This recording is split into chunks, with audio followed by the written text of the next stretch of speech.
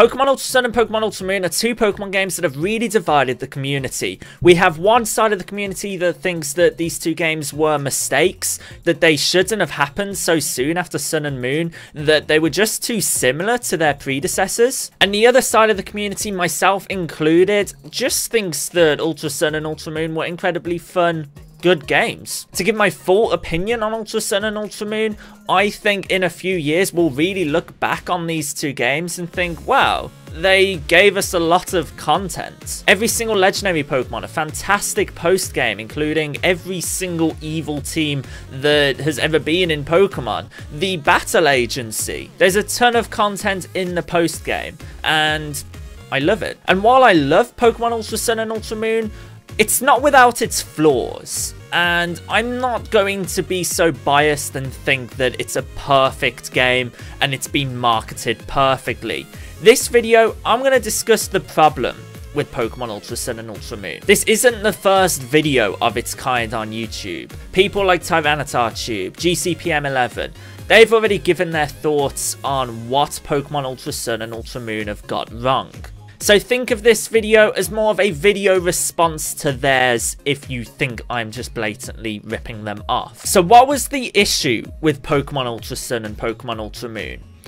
The way it was marketed, it looks like they spent more of their budget on marketing the games than they actually did creating things to put into the titles. Pokemon Ultra Sun and Pokemon Ultra Moon are obviously meant as sister games to Sun and Moon, much like Platinum was to Diamond and Pearl, much like Emerald was to Ruby and Sapphire. And a lot of people think that Ultra Sun and Ultra Moon maybe should have been combined into one game, potentially Pokemon Stars, a game that everyone was asking for at the start of the year. A lot of people think that releasing them as two titles was simply a cash grab from Game Freak, and granted, they kind of have a point. I'm not going to call Game Freak greedy, however. If you had the option of choosing between selling one game as one game or selling two games and getting twice the sales, who wouldn't do that? And the thing a lot of people complain about as well is that a lot of people didn't know the intentions of Ultra Sun and Ultra Moon. A lot of people didn't know that they were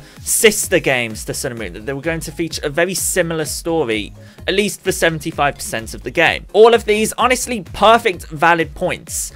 But that's not the point I'm going to be making in this video. You see, I think the problem with Pokemon Ultra Sun and Ultra Moon was the way that it was marketed. What do I mean by that? They've made a game that looks absolutely fantastic in trailers, but actually playing the games themselves, there was nothing new or different from the trailers. For example, take a look at Ultra Megalopolis and the way that it was presented in the trailer that it was revealed in. In the trailer, it was made out to be this sprawling megalopolis of a city. It's literally called Ultra Megalopolis.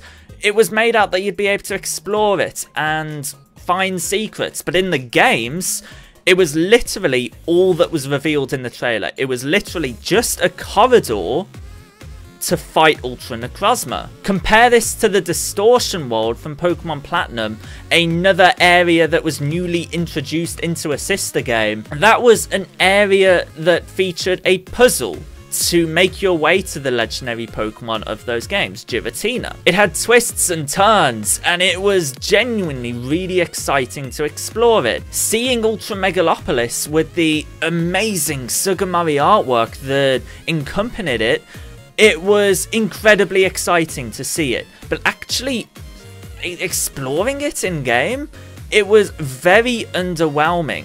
And here lies the point I was making. Game Freak made a game that looked phenomenal in trailers. It looked phenomenal in marketing, but actually playing the game, it was a little bit lackluster. Another example, in the trailer that showcased that every single legendary Pokemon was going to be available in Pokemon Ultra Sun and Pokemon Ultra Moon, you featured this little cinematic where Mewtwo, a silhouette of Mewtwo, appears. And I know my imagination when I watched that trailer was running wild, thinking, oh my life, Mewtwo is going to pop out and you're going to see its 3D model. Every single legendary Pokemon will receive a unique environment. And they just kind of didn't. The environments in which you encountered every single legendary Pokemon were identical. There were 4 different environments split across, what, 37 legendary Pokemon? And the way you encounter every single legendary Pokemon was identical too. You saw the silhouette of it, and then it attacked. Like I said, when I first saw the legendary Pokemon trailer, my imagination went crazy thinking of all the possibilities. But they marketed the game in a way that made it look superb, but in all actuality, that was all there was to it. It was just the silhouette of the Pokemon. I'm ranting. I'm not being constructive.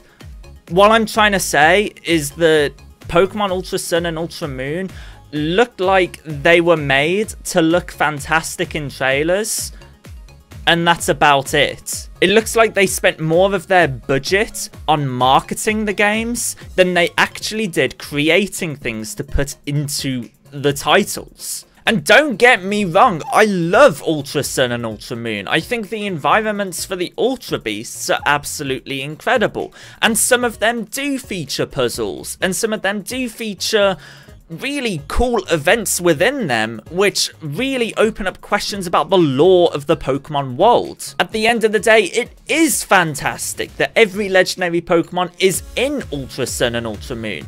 It gives us the chance to soft reset for the correct natures and just makes competitive battling just a little bit easier. The battle agency is the greatest thing to come out of Generation 7, and it makes the Festival Plaza a heck of a lot more fun and useful. But for the 4th and final time in this video, it looks like more of the allocated budget for Ultra Sun and Ultra Moon went into marketing and creating amazing looking trailers than actually creating features and cutscenes and stuff like that in the games themselves.